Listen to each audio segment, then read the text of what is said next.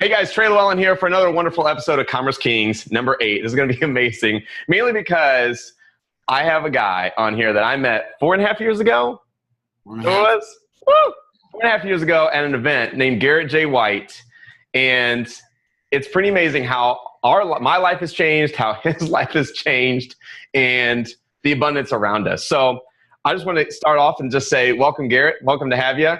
I think you kind of pretty much hit it on. Like, we got some really nice studios going on. So if there's anything that they take away, it's the beauty behind what the scenes. Like, I need to get what you got, some Sony cameras. Like, that's some amazing stuff. Yeah, it's pretty clear. Like you look, movie-esque. Yeah, like it makes you look really fit. It looks like your beard's really trimmed. Like, it's amazing what it's doing. It's like, that's what HD does. So like, if you got like stuff in your face, it's like a down low. You know, you go to a scratch or you forget to shave and you got like the random hair that's poking up right here, and everyone's like, nice, dude, way to shave today. I was like, well, hey, nice, asshole. Thank you for all the HD cameras. There you go. I love it. So I want to tell my story about how we met, and then I want to get into just about you. So real quick, I was taken to an event, or I was told I need to go meet this guy named Garrett. I don't even know if you know the story, but I met this author who introduced me to Sean Lynham. Lynham was like, this Garrett White's doing some crazy stuff. He made me cry on a beach, and it opened my world, and I've never been the same. I was like, all right, I got to meet this guy. Go to TNC, and I remember texting you, and you were very like vague in your texts. Like, you wouldn't text me. Like, it was an awful girlfriend. Like, you wouldn't text me for 2 hours, and then be like, oh yeah, it's cool. We're going to go CrossFit gym. You down? And I was like, whatever this guy does, I'm there. And so we did CrossFit. Right. In the morning. You remember this? Yeah, I'm remembering it now, yeah. Yeah, you CrossFit. And it was cool because I showed up early, you got there, and I was like, all right, this is the Garrett guy. Like, this is the guy I was supposed to meet. Like, the world is, working in my favor. And it was cool because what was nice about it is you rallied me on. You were in the gym. I don't even know this, but like, you were in the background, you behind me, and you were cheering me on, and you didn't even know me. And that was pretty cool. And I was like, this guy right here. So that's how you and I kind of met, and you were doing some really cool things. And I've followed you tremendously through all the stuff that you're learning and that you're producing and pushing through. And it's been an inspiration. Like, it's like, all right, got to keep up with Garrett. Like, Garrett's doing some amazing stuff. So dude, tell us your story. I just want to know what happened in those 3 years. Well, here's the thing is crazy. Like, I'm remembering all of the CrossFit workout. By the way, I was like super on fire. I mean, CrossFit was like workout cocaine for me at the time. Like, I loved it. I still do a lot of CrossFit style. I actually just surf most of the time every day now because we live right down the beach here in Orange County. But when you and I first met, I lived in Gilbert, Arizona. And I had been to Gilbert, Arizona because we had moved away from Salt Lake City, Utah, where my wife and I lived. And 2009, 10, 11 was this like super chaotic time for me. My life had completely fucking fallen apart. I had no money. I had no direction. I had no purpose. I didn't know where the hell I was going. And I was trying to create a bunch of stuff after 8 years of success in business, and then this dark place. And it was coming out of that place that I actually had met you, was during a place where you and I both were trying to figure out, okay, what exactly are we going to do? Like, not that we were getting together and having a mastermind together. What are we going to do? We were just both in the same energetic place, which was, I'm coming out of this thing, and I don't know what my next thing is. And maybe if you're watching this, you can experience this. You might be in that place. You might be about to head to the pit. You're in the pit, or you've gotten out of the pit and you can relate to this. But that's where I was. Trey at the time was talking about some $97 social media DVD. I didn't know shit really about social media at the time. And Trey was like doing the marketing thing with some, like, I think it was realtors. Wasn't it like realtors? You were doing stuff for realtors, right? That was my first pivot. Yeah. I remember being on my cell phone in the backyard of my house in Gilbert, Arizona. We had moved to Gilbert to hike because I was tired. I left the church that I was raised in. I was raised Catholic Mormon, which is a weird blend. My wife, we lived in Utah. We left, like, I had just burned everything. I said, I'm out. 2009. So when we moved in 2011 to Arizona, I was there to hide out. I lived in a neighborhood where, right across the street was like NASCAR garage. Dudes would sit in the driveway, drink Coors Light, on the weekends. Like, that was like my neighborhood was a totally different environment than I'd ever experienced. No entrepreneurs, very different. But we went there on purpose to hide because I just wanted space to figure out what the fuck we were going to do as individuals and a couple. So I'm standing in the backyard walking around my small little backyard, had a small little pool and a small little backyard. And I'm walking around this backyard talking to you. I remember this conversation like it was yesterday. And it was funny because I'm trying to like give you some guidance. You're trying to like give me some guidance. We're kind of back and forth. And then I don't remember really doing a whole lot, except for the fact that we kind of both disappeared into our own worlds. And we were committed. Yet there was a ton of people I knew at that time, just like you and I stuck back in this was 2012. Mm-hmm. 2012 that you're having this conversation with me. It wasn't even 13. We were in 2012 this had happened. And now it's 2017. Shitloads of people have had the same opportunities that you have and I have. Like I've been like completely just like I'm inspired to watch what you built because I knew where you were. I'm just that people look at you now and like, oh, you built all this big shit and da-da-da-da, and Trey's awesome and he's got this huge cock and he's amazing. Right? Sell like all this shit to China and like he owns e-commerce. And I feel the same. I'm like, dude, Trey's fucking killing it. I've sent like a bunch of people to you too because I'm like, dude, he's the guy. I'm not the guy on that. No way. That's your guy when it comes to that. But there's a commitment level that maybe you can speak to for yourself. Like there's just a commitment. Like I was committed. You were committed. I was committed. There were very few people that were actually committed to figuring it out and finding their way. And that's all really the difference between me, you and I, and most people who may even be watching this podcast who are experiencing it are wondering, why am I not getting the shit done that I want to get done? Why am I not getting the results that I want? And maybe the problem is you're just not committed. It's not that you're not lazy. You're just not committed to finding the way. So that's where it started for me, was commitment. Dude, I'm like laughing my ass off because emotionally I'm remembering how hot it was that day. I'm remembering walking in the backyard with you. I don't even remember what happened after that conversation. You were telling, I was taking notes as fast as I could. I should have recorded the call. I probably did, and I don't have the recording, but you were rattling stuff off of how to get clients. I was asking you how to close clients. You were speaking at an event. That's what it was. That's what it was. Event that you were going to do, and I was helping you get your mind ready to speak from stage with your DVD yes. and upsell to a consult. Oh, shit. Yeah. That's right. I remember that. Okay. All right. You didn't give me it all, though. You didn't give me it all. You're like, all right, here's secret number one, but I got to let you go because I got to walk around my backyard, but I might let you call me back for secret number two. So I was like you left me half empty. And I was like, he gave me some good stuff. Like, it was really good, but he said there was 2 more steps. And I don't know the other 2 steps. I'm screwed. And so I do remember that. That was amazing. But look what happened. Like, it's true. So how did you figure out that it took commitment? Well, everyone around me wasn't committed. Like everyone around me, like I would go to masterminds. I would go to business masterminds. A lot of them you were part of too. Yep. I was investing tens of thousands of dollars per mentor. I was joining every mastermind I could find. I took 80% of the money that I made and I doubled down in education and investment because I knew I was stupid. Like I wasn't smart enough to solve my own problems. Like I was very clear about that. So what I was committed to was becoming smart enough to solve my own problems. And my problems really came in a game of understanding direct response marketing online, understanding modern sales sequences, funnels, and ultimate systems that allow for a person to convert and sell themselves without me having to be there. And the third person was just being able to ultimately message and position and package messaging today. I didn't know how to do any of that shit. Like I didn't come from that world. In my banking worlds, we didn't do that. We was belly to belly. It was a very different environment. I didn't know how, but I knew I wanted to do it. And so I just made a decision. And that wasn't a one-time decision. It was like an over and over and over decision. Every day I had to wake up and make the same decision again. Okay, am I committed today? Right? You didn't learn funnels and you didn't learn technology. You didn't learn how to sell the way that you do right now in e-commerce because the path was just given to you. You know, a lot of people are joining programs. They might be watching these podcasts, experiencing, expecting to get some A to Z roadmap that's always going to be the same. It's always going to be predictable and it's always going to work. And that's just not how it goes because when you put a human being into a relationship with a system, the system changes based upon the dynamics of who that human being is. Mm-hmm. Right? So I felt like I didn't have any other choice. And so, but at least that was a condition I created in my mind. It's like, I'm going to fucking figure this out. And when I figure it out, I'm going to keep figuring it out. Like right now, I still don't feel like we figured it out. Like I feel like we figured some things out, but I don't feel like we figured it out yet. From the time that I saw you till now, like Wicca Warriors done just under $30 million.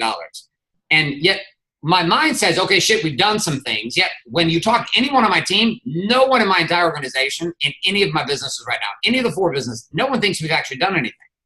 Because every day we wake up, we're like, shit, We got to figure this out. We got to figure this out. We got to figure. So the second piece with commitment is we're committed to solving problems.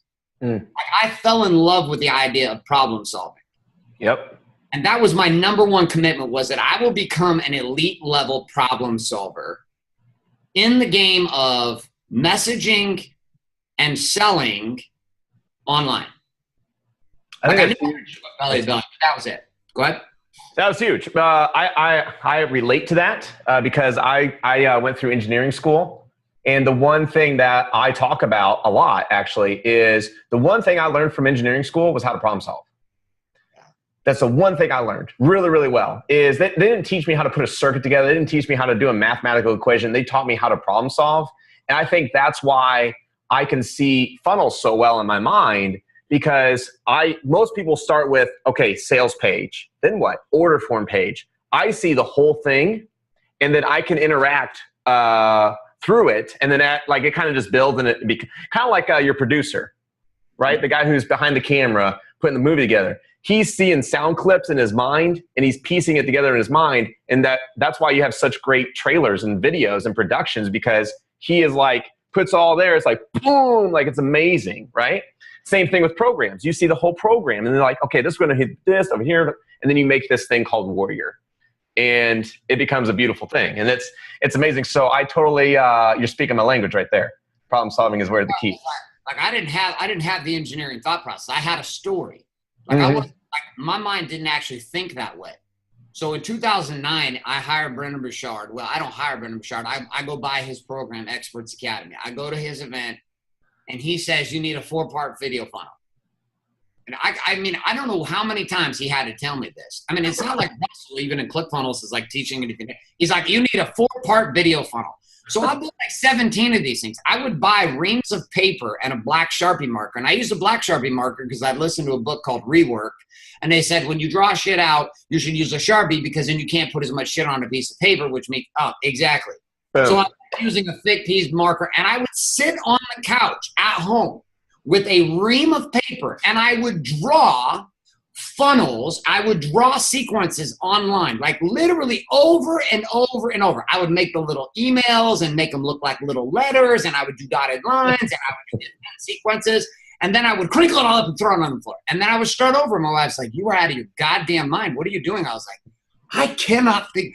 I think I know. Like I became addicted to just drawing sequences because I did what you just nailed, which I don't think anyone's ever really clarified for me, why it makes sense to me. But I trained my brain to operate like an engineer.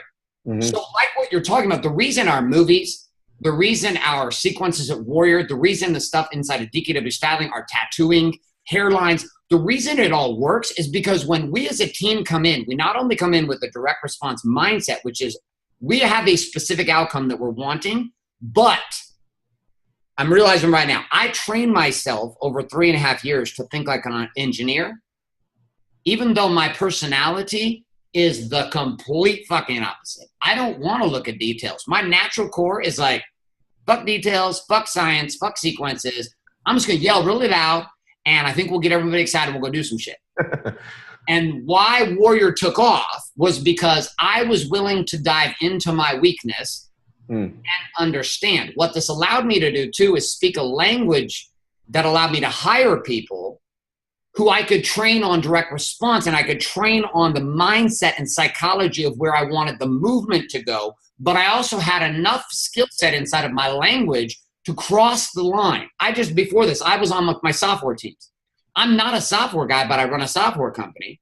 And inside of all my software programmers and my teams, I speak code, even though I don't code. Like I speak the engineering game you're talking about, and I can help them problem solve inside of software, and they're the fucking experts because of the fact that I committed to that. And most of the people watching this podcast, they want to hire you, Trey, to just build it all for them. The problem is you build it all for them. Even if you do it for them, they're going to fuck it up because they don't understand. They're going to pull one spring out of the sequence. Well, I didn't think that was needed. You're like, dumbass. You literally just killed the entire sequence because you pulled that one thing out. Why are you touching that thing? Quit touching that thing. You're like, I don't know. I thought it looked ugly. Fuck you thinking it looks ugly. You don't know what you're doing. So that was me, but I had to become like kind of you, Trey. like, because you were already smarter than me in that. I was not that smart. I had to force you had a degree in engineering. I had a degree in kickball. Yeah. I have a PE degree, bro. The easiest degree in college outside of like home economics, which would be like, you know, like human sciences, like cooking in the kitchen or something. Oh, yeah, that's amazing. So yeah, I don't even know if everybody knows that you're a PE coach. Yeah. Turned into, well, you did loan officer? Yeah, I was in mortgage banking and insurance, banking. real estate for like 8.5 years before the big dip for me in 2008, 9, 10, 11 when I was in the dark place. I want to hit on the 4 video part series. I'm glad you tipped that. So why, and I'm asking this as an outsider, so why Garrett would you, and by the way, you're the only one who I've ever seen do it. So congrats for that. It's actually implementing it. So you can tell all the secrets because probably no one will ever do it again, but because it's amazing. But it's like, why would you make people go through 4 videos of hour-long videos before you have them opt into each page? It seems like you would miss out on some money, but for some reason you made $30 million by doing it. So how's that work? So everybody, we live in a society of instant gratification. So people want to click and buy. And so I can understand that. We want to click and buy, click and buy, click and buy. I battle with all my stylists and all our salons with this all the time because like Instagram. So when I give them like real strategy makes real money, they're like, oh no, that's not going to work. I would never do that. I was like, bullshit, you would. We're not interested in the thumb flippers. We're interested in the people who pull out credit cards. I want buyers. I don't need to feel popular. So the first distinction was I had to get over the idea that I needed to be popular. And I needed to focus myself and my teams on getting paid. Either I was going to be profitable or I was going to be popular. And I found out very quickly that most people that are very popular inside of popular strategies or popular social media game, they're in the same fucking cul-de-sac they've been in since Trey, you and I first met back in 2012. They're still doing the same shit, hustling the same bullshit on Facebook, hustling the same fucking bullshit everywhere. It's the same shit. You're like, dude, you suck now as much as you sucked in 2012. We suck like you did in 2012, but you still suck. You suck as much as you did 5 years ago. Because why? Because they all are looking for the easy thing. I'm going to post a thing on Facebook and then somebody private message me, please. Send me a private message. Where you and I, we didn't see that. I didn't want to fucking Facebook hustle. I didn't want to do the thing like everybody else did. I didn't want to be stuck in the cesspool of insanity on social media. So I followed what Brendan was talking about. Well, most people wouldn't in our group. Almost no one would. Everybody would talk about it and like masturbate themselves together mentally. Oh, here's all the 27 reasons why it won't work. And I was like, I'm just going to do it. So we started looking for buyers. And what we found was it didn't really matter how long a piece of content was. And it didn't matter how many loops you went through, but you measured that off of how much the value was at the end on the offer. So if I was selling something that's $29, it might be a very different timeline. I might have a series of 2 or 3 2-minute videos. But if I'm selling a $25,000 or a $10,000, and in my case, our ticket to Warrior Week's $10,000, even though our books are $100, and we require a person to go through an hour-long movie. And here's why. Because I was interested in buyers who wanted to buy. I wasn't interested in sales. I was interested in buyers who wanted to buy. In the beginning, this was not popular. They're like, oh, the videos are too long. You're talking too much, blah, blah, blah. According to science and direct response marketing, you need 18.3 minutes, and the video itself has to have some words on the screen. And, and all the engineers would tell me why it wasn't going to fucking work. And I was like, I hear you, but I'm not that smart. So I'm not going to pretend like I can be that smart. What I'm going to do is I'm going to talk into a camera, and I'm just going to be fucking crazy. And we'll see what happens. And in the beginning, it sucked. And then it started getting better. And I started realizing that some of the engineering science was necessary. And then we started merging them together. And now what it builds is demand. The example I give is like you go to Vegas to a really popular club on New Year's, and you're going to see a line out the door forever, for days, because some DJ's there. And you would think in your mind, holy shit, everybody inside the club is having a good time, and I'm stuck out here. Yet the truth is 98% of the people out in the hallway, all the hotties with bodies are standing around the front door because what? Because we're trying to build demand for the buy. Because once you get in there, regardless of what I ask you for at the gate, that's $500 to come in, sir, on New Year's Eve. You're like, what? You're like, hey, I don't even give a shit. I want to be in there. So I wanted to build businesses where people wanted to come. Like they wanted to buy. That they would say, thank you, not immediately charge back. Or say, I didn't want charge back issues. Like I didn't want it for me. It's not that we don't get chargebacks, but I just didn't want it. So when we built the 4-part funnel, it was about converting someone and eliminating buyer's remorse.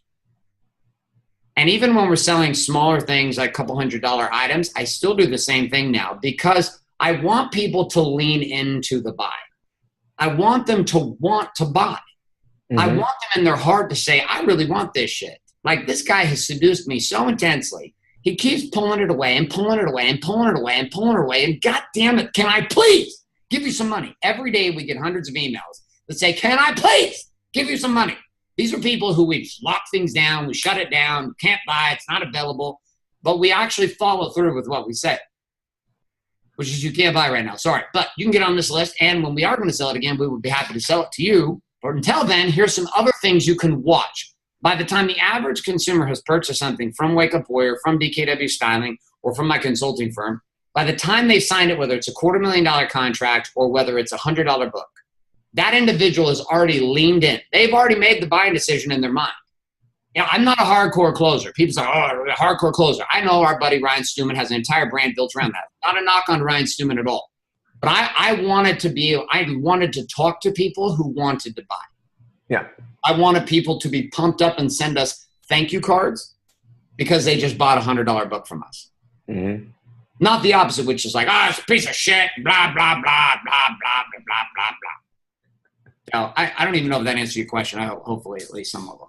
It did. So I think it's an amazing thing because you've come so far, but what you have in your background is not spray paint. No. But it used to be. Yeah. It used to be spray paint. Lots of cans of spray paint. Fluorescent, by the way. Fluorescent cans of spray paint. Yeah. And what's cool about that, though, is, dude, you didn't stop. Stop. You know, and you actually still share those videos to this day. And you'll post them to your Facebook. And I don't know if you're just like reminiscing through those times, but and you see yourself in those because you remember who you were and who you've become. And it's just so like, I'm just reflecting on it because it's so amazing. And you guys should go see like what I'm talking about. Like, go follow Garrett. And because it's an amazing. So are you still doing the podcast? That's still rocking. So I think it was interesting how you said like you didn't care about becoming popular anymore. So did you start the podcast in that realm of like, I want to become popular, but then you did become popular because the podcast kind of blew up, I think, like you being number one on a religious channel of all things. Yeah, we were like the knife salesman at a waterbed convention. Yeah. Yeah, we deliberately put my podcast, which was the only explicit lyrics podcast, in the Christianity and religion sections in iTunes when we deployed. So I was competing against Joel Osteen and all these guys for number one. Now, we only held number one for about 3 weeks, 4 weeks or something, and it started a complete revolt. You can go to my podcast in iTunes. You can see all the shit talking going on from churches that had actually been like, oh my God, the guy's the devil. Why is he in here? We deliberately went there, though, to share the message because we also knew there was a big undercurrent with men who had come from different religious backgrounds and or who were still actively very religious who would resonate with the message. So we didn't go after the people who wanted to preach and sing on Sunday. We were going after the guys that sitting in church and going, I'm really trying to figure out what the fuck I'm sitting here for. And that was our market. And so we went to where they might be going. But ultimately, I launched a podcast, 2 reasons. 1, because I wanted to share the message. 2, because I wanted to get leads. And I knew that I needed to do something consistent. When I launched a podcast, we got all technical. I spent tens of thousands of dollars, bought the microphones, did the whole thing. And I realized I couldn't do it like that. Like coming in at 9 o'clock on a Sunday, trying to do the Sunday sermon, which is how the Walk on Fire podcast started. It wasn't working. So I sat there one day. I was like, I wonder what would happen if I just yelled in my phone, because people seem to like it when I yell. And they like it when I yell and tell stories and then I make it relevant to something. I wonder if I just like did that for my cell phone every day. Like if I just literally like just woke up in the morning, I did something, I said, here's a cool thing that happened to me today. Here's a fun story around it. Here's a lesson that I learned. And here's how that shit might apply to your core 4 body being balanced business and living the Warriors way. Thank you very much. 500 and let's see, today I just did, let's see, this is number, just recorded. I record these all in my voice notes. I have a whole system and team that help me with it and get it deployed every single day. Now we're on iTunes, Google Play, Stitcher, and you can get action guides. We have tens of thousands of people that get action guides from us every single day via email at warrioronfire.com. But I mean, today, can't really see that. I just did episode 535 today. 10 minutes, 535 episodes. Average person does a podcast, starts a podcast. They do about 35, 45 episodes. The super producers do about 120, 130.